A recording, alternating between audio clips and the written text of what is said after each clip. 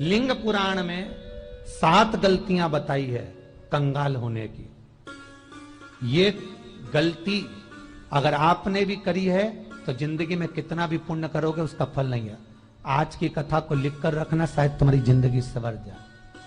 लिंग पुराण में 7 गलतियां बताई है व्यक्ति को बर्बाद होने की। पहली गलती है, उसमें से अगर आप स्वीकार कर रहे हैं ये गलती तो समझ लो कि गलती आपने करी है। गंगा जल तो बुलवाया टैंकर भरकर, 21,000 बेलपत्र भी समर्पित कर रहे हो। आप मंदिर के अंदर बैठ गए, दर्शन करने वाला आता रहा, किसी को अंदर प्रवेश नहीं दिया। आप गंगा जल चढ़ाते रहे, आप बेलपत्र चढ़ाते रहे, आप स्वयं पूजन करते रहे, और दूसरा व्यक्ति ना जाने किस भाव से, किस रूप में आकर भगवान की सेवा करना चाहता था। पंडित जी ने आपके चक्कर में उसको जल नहीं चढ़ाने दिया, पंडित जी ने आपके चक्कर में उसको बेलपत्र नहीं चढ़ाने दिया। पहली गलती यह हो गई कि भगवान के भक्त को भगवान से दूर कर दिया गया। अब उठा लो श्रीमद् भागवत कथा। 2 देवताओं ने गलती करी थी। एक ब्रह्मा जी ने गलती करी थी कि गाय बछड़ों का हरण कर लिया था। 1 वर्ष होने में 1 दिन था तब ब्रह्मा जी ने गाय बछड़े वापस दिए थे। दूसरी गलती इंद्र ने करी थी, जल वृष्टि करी तब भगवान कृष्ण को गोवर्धन पर्वत उठाना पड़ा। दोनों देवताओं ने गलती करी, पर भगवान कृष्ण ने इंद्र को क्षमा कर दिया पर ब्रह्मा को क्षमा नहीं करा। क्यों नहीं करा? क्योंकि इंद्र को क्षमा इसलिए करा क्योंकि इंद्र ने जब जलवृष्टि करी तो सारे ब्रजवासियों को भगवान के चरणों में लाकर छोड़ दिया। सारे ब्रजवासी गोवर्धन पर्वत के नीचे आकर बैठ गए, भगवान के चरणों में आ गए। और ब्रह्मा ने जो गलती करी वो ऐसी गलती करी कि भगवान से गाय और बछड़ों को दूर कर दिया। जो भगवान से भगत को दूर कर दे उसको शंकर कभी क्षमा नहीं कर सकता। इसलिए बर्बादी का पहला कारण आप भक्त और भगवान में दूरी बना दी।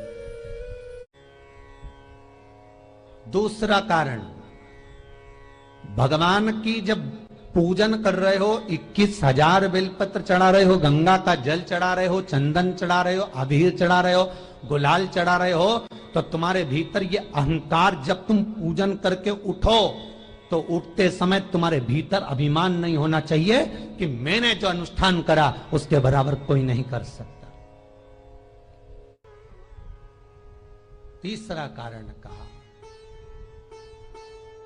कि भगवान की सेवा तो आप कर रहे हो, भगवान की चाकरी में तो आप लगे हो, भगवान की आराधना भी कर रहे हो, दिया भी लगा रहे हो, धूप बत्ती भी लगा रहे हो, स्नान भी करा रहे हो, पंचामृत स्नान भी करा रहे हो, सारी पूजन अर्चना सब तुम कर रहे हो। पर हो सकता है इस पूजन अर्चना में आप केवल 3 घंटा पूजन करते हो और बाकी के समय किसी न किसी की जीवात्मा को दुख पहुंचा रहे हो। एक कथा में एक बात कही थी कि भले मंदिर में दिया मत लगाओ, भले मंदिर में जाकर धूप बत्ती मत जलाओ, भले मंदिर में जाकर भोग मत लगाओ, भले मंदिर में जाकर जल मत चढ़ाओ, कुछ मत करो, भले भगवान को नए कपड़े मत पहनाओ, भले तुम्हारी मर्जी पड़े भगवान को भोग मत लगाओ, पर शास्त्र कहता है कुछ मत करो, पर एक काम जरूर करना कि किसी के चेहरे पर प्रसन्नता ला देना तो मंदिर में दिया जलाने के बराबर होगा। किसी के चेहरे पर चमक ला देना, प्रसन्नता ला देना तो अगरबत्ती लगाने के बराबर होगा। किसी गरीबड़े के, किसी दुखी के चेहरे पर अगर तुमने प्रसन्नता ला दी तो वो भगवान को कपड़े पहनाने के बराबर होगा। मालूम पड़े तुम मंदिर में पूरी सब्जी बांटो, मंदिर में भोजन कराओ, मंदिर में सारा पकवान चढ़ाओ, और कोई तुम्हारे कारण अगर दुखी है तो तुम्हें वो सुख का भान नहीं हो सकता। तीसरा कारण है हमारा, वो सुख नहीं मिल सकता। चौथा कारण है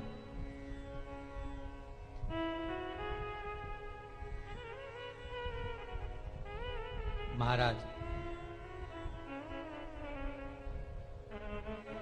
जिस मंत्र को पढ़ा जा रहा है, जिस मंत्र का स्मरण किया जा रहा है,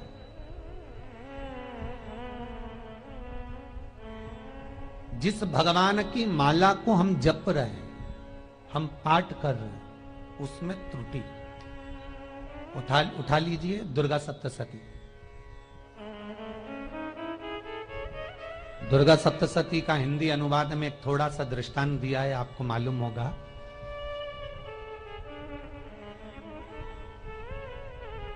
एक जजमान सप्तशती का पाठ कराते थे नवरात्रे में। नवरात्रे पूरे होते थे और उनकी पत्नी मर जाती थी। सप्तशती के अंदर लिखा है, बहुत ध्यान से सुनिएगा। दुर्गा सप्तशती का पाठ कराते थे और पत्नी नवरात्रे के बाद 4 महीना 3 महीने के बाद मर जाती थी। बहुत दुखी था सेठ। एक शादी करी, दूसरी करी, तीसरी करी, चौथी करी, चौथी पत्नी भी मर गई। बहुत दुख हुआ। आज वो गुरुजी के पास चले गया, गुरुदेव, गुरुजी, गुरुदेव, गुरुदेव। गुरुजी बोले क्या हो गया? सेठ जी बहुत दिनों के बाद आ रहे हो, क्या बात है गुरुदेव? मेरे को एक बात समझ में नहीं आती कि मैं नवरात्रे में सप्तशती का पाठ कराता हूं, देवी जी का यज्ञ करवाता हूं, माता रानी को चूनर पहनाता हूं, उनको सुंदर बिछुड़ी, पायल, चुनरी सब पहनाता हूं, कन्याओं का भोजन करवाता हूं, भंडारा करवाता हूं, जवारे बोता हूं, अखंड ज्योत लगाता हूं, पर नवरात्रि जैसी पूरी होती है उसके 2 महीने 3 महीने बाद मेरी पत्नी क्यों मर जाती है? 4 पत्नियां मेरी मर चुकी हैं, 5वीं मैंने शादी करी है। गुरुदेव आप कृपा करिएगा, कुछ तो बता दीजिए, कुछ करुणा कर दीजिए। गुरुजी बोले जब तू सब कुछ अच्छा कर रहा है, जोत भी जला रहा है, कन्या भोज भी करा रहा है, चुनड़ी भी चढ़ा रहा है, भंडारा भी कर रहा है, जोत भी लगा रहा है, जवारे भी बो रहा है, माता रानी की सेवा भी कर रहा है, अखंड रात्रि व्रत कर रहा है, सब कुछ तूने करा, यज्ञ भी करा, फिर तेरी पत्नी क्यों मर सकती है? ऐसा हो ही नहीं सकता। नहीं गुरुदेव, मेरी 5वीं शादी है गुरुदेव, अब की बार आप कृपा करिए। गुरुजी ने कहा तेरे पंडित जी को अनुष्ठान पर बुला, मैं कमरे में बैठकर सुनूंगा सप्तशती का पाठ, तब मैं ध्यान करूंगा। गुरुजी अंदर के कमरे में जाकर बैठ गए, ब्राह्मण पाठ करना प्रारंभ करा और ब्राह्मण ने पाठ करना प्रारंभ करा। उसमें एक शब्द आ गया, भारयंतु वक्षंतु, भारयंतु वक्षंतु।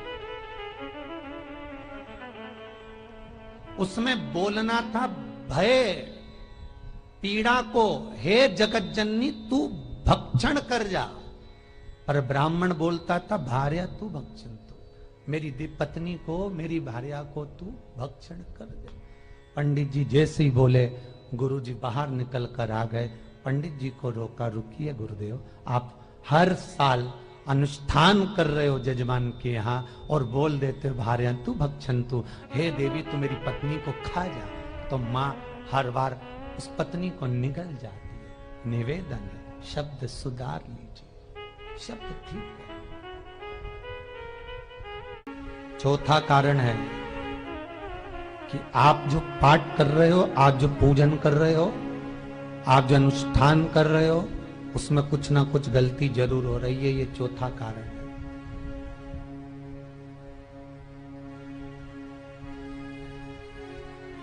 एक बार पूरे घर के लोगों को बिठाओ, अपने घर के लोगों को, मम्मी से पूछना, मम्मी तुम कौन कौन सा पाठ करती हो? एक बार मम्मी से पूछना। फिर एक बार पापा से पूछना, पापा आप कौन कौन सा पाठ करते हैं सुबह? फिर बहू से पूछना, भाभी आप कौन कौन सा पाठ करती हो? फिर छोटी दुल्हन से पूछना, छोटी दुल्हन तुम कौन कौन सा पाठ करती हो? भैया आप कौन कौन सा पाठ करते हो? आप कौन कौन सा पाठ करते हो? पूछना। जब घर के अंदर बड़ी बहू अलग तरह का पाठ कर रही है, छोटी बहू अलग तरह का पाठ कर रही है, मंजली बहू अलग तरह का पाठ कर रही है, माँ अलग तरह का पाठ कर रही है, पति अलग तरह का पाठ कर रहा है, तो उसका जो प्रभाव है, कौन सी चीज कहां टकरा रही है, जिसके कारण घर में रोग इतना है कि कोई सही होने वाला ही नहीं है। अब तुम कहो कि सीवर वाले गुरुजी ने उपाय बताया, हमने बहुत करा, पर सही क्यों? तो सही क्यों नहीं हो रहा है? उसका कारण है या तो बड़ी बहू जो पाठ कर रही, या सास जो पाठ कर रही, जो पति जो पाठ कर रहा है, नाते जो भी उस घर के अंदर रहकर जो पाठ अर्चना कर रहा है, उसमें जरूर कुछ ना कुछ ऐसा हो रहा है जिसके कारण वो काम नहीं कर पा रहे। उसमें कुछ ना कुछ गलती हो रही है जिसको तुम समझ नहीं पा रहे, जिसको तुम अपने आप को बहुत विचार करते हो कि मेरे बराबर कोई नहीं कर सकता, मैं शंकर की भगत, मैं राम की भगत, मैं कृष्ण की भगत, मैं जो करती हूँ बहुत अच्छा करती हूँ, मैंने जो किया बहुत अच्छा करा, पर हो सकता है उसी कारण आपको दुख झेलना पड़ रहा।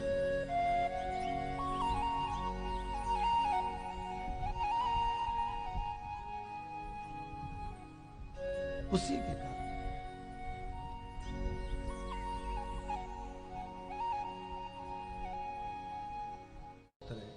महाराज, हमने जो दान किया, हमने जो पुण्य किया, हमने जो सत्कर्म किया, वो किस जगह पर लगा? पांचवा सूत्र,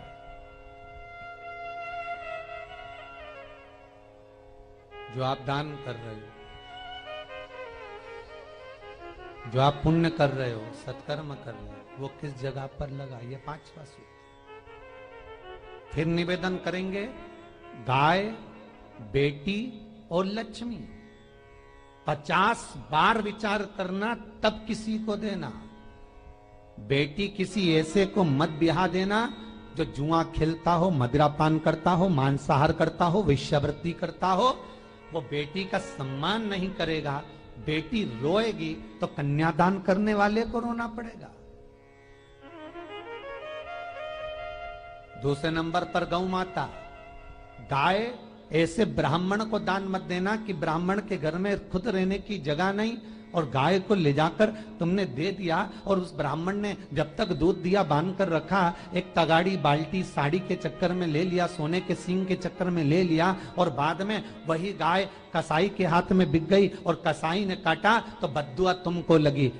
बेटी, गाय और लक्ष्मी, पैसा भी किसी ऐसे भिखारी के कटोरे में मत दान देना कि जिसने ले जाकर मदिरापान में लगा दिया, जुए में लगा दिया, वेश्यावृत्ति में लगा दिया। अगर जिस भिखारी के कटोरे में पैसा दिया उसने शाम को ले जाकर मदिरापान में, जुए में लगा दिया, तो लक्ष्मी रोती है कि तूने मुझे गलत जगह पर दिया है, इसलिए अब तुझे रोना पड़ेगा। तब व्यक्ति को रोना पड़ता है, फिर व्यक्ति रोता है। गाय, बेटी और लक्ष्मी 50 बार विचार करो, क्या सही जगह पर दे रहे हो?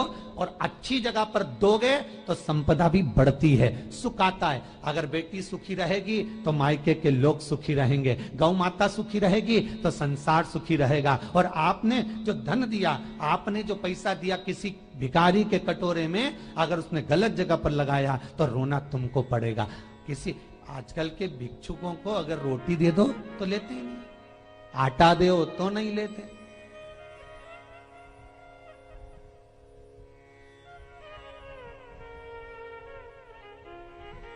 पहले के समय में जो भिक्षुक आते थे ना, तो रोटी बनी हुई मांगते थे। बूढ़ी बूढ़ी माताएं जानती होंगी, चिमटा बजाकर, घुंघरू बजाकर कहते थे भोजन, तो 2 रोटी निकाल कर दे दी जाती थी घर से। लो बाबा, तो माता इतना प्रेम रखती थी, केवल रोटी नहीं देती थी, बाबा बैठो हम सब्जी ला कर देते। इतना प्रेम था बुजुर्ग माताओं का, बैठो।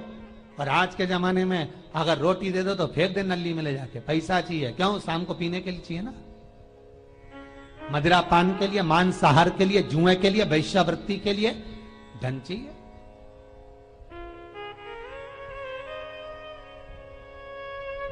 भोपाल के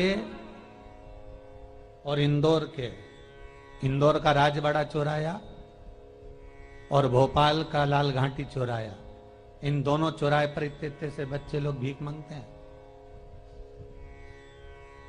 और उनकी माताएं और उनके पिता रोड के किनारे पर चिलम लगाते बैठे रहते हैं, पांव लंबे करके पड़े हैं और ये कमा कमा के उनको दे रहे हैं। और धन्य हैं ऐसे लोग जो उनको दान भी दे देते हैं। जिसको जरूरत है उस तक कुछ नहीं पहुंचता। अभी भी 4-6 महीने लॉकडाउन चला, जिसको जरूरत थी एक एक रोटी की उस तक कुछ नहीं पहुंचा, और जिसके पास में पहले से भरा हुआ था उसने और ले जाके भर लिया।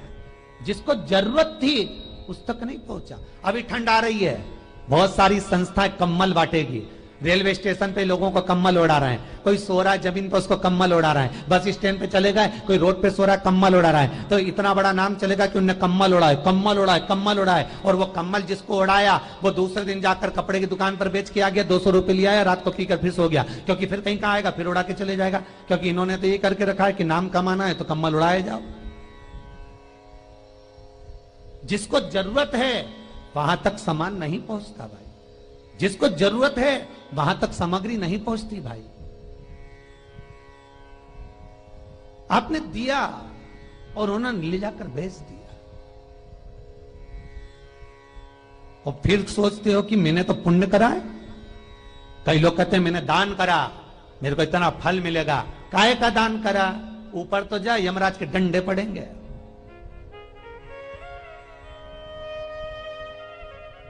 रेल में, ट्रेन में आप बैठ जाओ, रिजर्वेशन कोच में, छोटे छोटे लड़के आते हैं अपना कपड़ा उतारते हैं। सही बोलना रे भाई, जितने लोग टीवी पर कथा सुन रहे हो, छोटे छोटे बच्चे अपना कपड़ा उतारेंगे और पोछा लगाएंगे रेल की बोगी में। जब गवर्नमेंट ने स्वीपर रख रखे हैं तो तुम्हें अंदर आने का किसने कहा? कौन ने कहा कि तुम अपना कपड़ा उतार के पोछा लगाओ? और वो अपने शरीर का कपड़ा उतार कर पोछा लगाता है, आपके आगे हाथ फैलाता है, आप 1-1, 2-2 रुपए दे देते हो।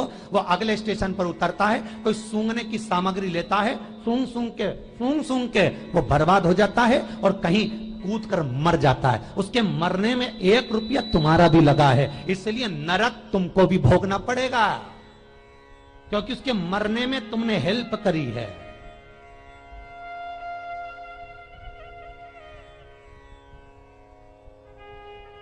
तुमने तो रुपया दिया था भोजन करने के लिए, उसने कोई सूंघने की सामग्री ले ली और सूंघ सूंघ के नशे में मर गया। उसके मरने में 2 रुपए तुम्हारे हैं, 1 रुपए तुम्हारा है, तो भोगना तो तुमको भी पड़ेगा ना।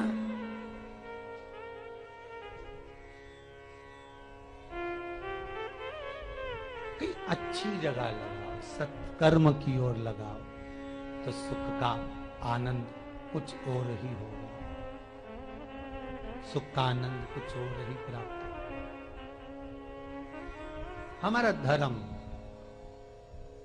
हमारा पुण्य, हमारा सत्कर्म। 5वां कारण अपनी पुस्तिका में लिखकर रखना, तुम्हारे दुख का 5वां कारण क्या है? क्यों तुम करोड़पति से रोड़पति बन गए?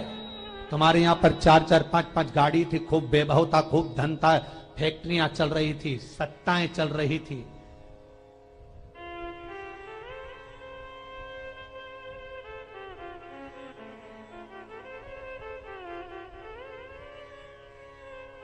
खूब सत्ताएं थी, खूब वैभव था, खूब धन था, पर कुछ भी नहीं, सब धरा की धरा रह गए। सारा कोई वैभव बचा ही नहीं, कोई वैभव नहीं। एक हमारे सेंधवा के भगत हैं महाराज, बड़े भावपूर्ण भगत।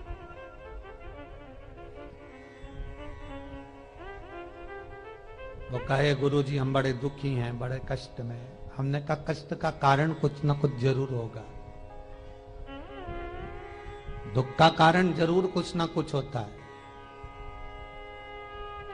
कहने लगे गुरुजी हमारी तो जीनिंग चलती थी, खूब फैक्ट्रियां चलती थी, इतना जीनिंग फैक्ट्रियां थी, इतना चलता था।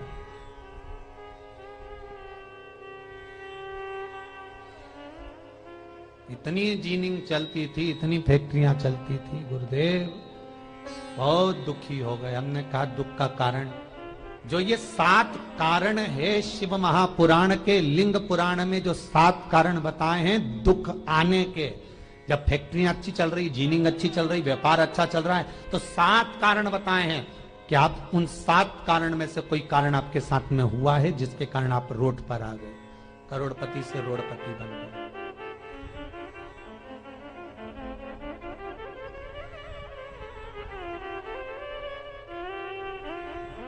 कभी कभी नगर में, गांव में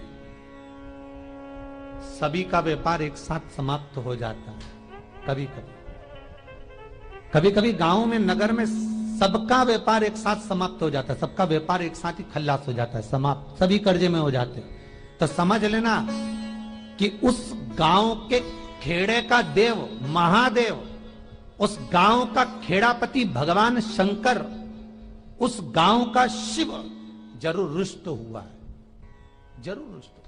उसको मनाने का प्रयास करो, जिससे अपनी नगर, अपना गांव फिर उन्नति की सीढ़ी पर चढ़ जाए। पांचवा कारण मंत्र जाप को, अर्थात तुम्हारा फिर निवेदन, गाय, बेटी और लक्ष्मी 50 बार विचार करना, तब देना, नहीं तो मत दे, मत दीजिए।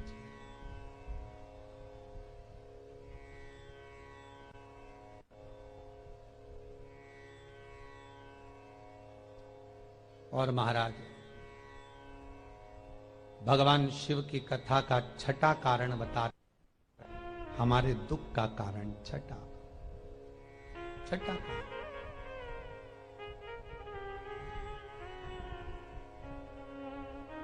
आदर सम्मान में कमी।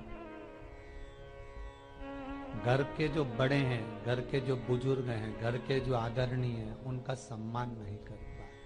सुंदर कहा, जिस घर में माँ बाप की इज्जत नहीं होती, उस घर में देखना कभी बरकत नहीं होती।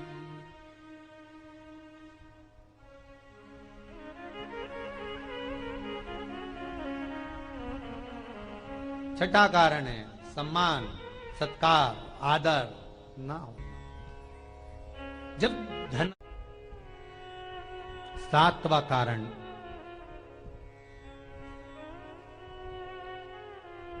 ये अंतिम कारण है। जितने लोग कर्जे में, लदालू में, जितने लोग दुखी हैं, जितने लोग तकलीफ में, आज की कथा को बहुत दिल से सुनना, अपनी गलती को जरूर छांटना। मुझे विश्वास है मेरा भोलेनाथ, आप अगर गलती को स्वीकार कर लोगे तो शंकर वापिस आपको करोड़पति बना देगा, लखपति बना देगा। शंकर आपके भंडार फिर भर देगा। 7 कारण में से अपनी गलती को जरूर छांटना, साहब कि आपने गलती कौन सी करी, और अपनी गलती को छांट ले, यही सबसे बड़ी बात है ना। लोग सुनने के बाद भी नहीं छाटेंगे, नहीं मैंने तो कुछ करा ही नहीं, मैं तो कुछ कर ही नहीं, बस मैं ही तो है, हरी जगदम्बा वो मैं ही फंसा है बीच में।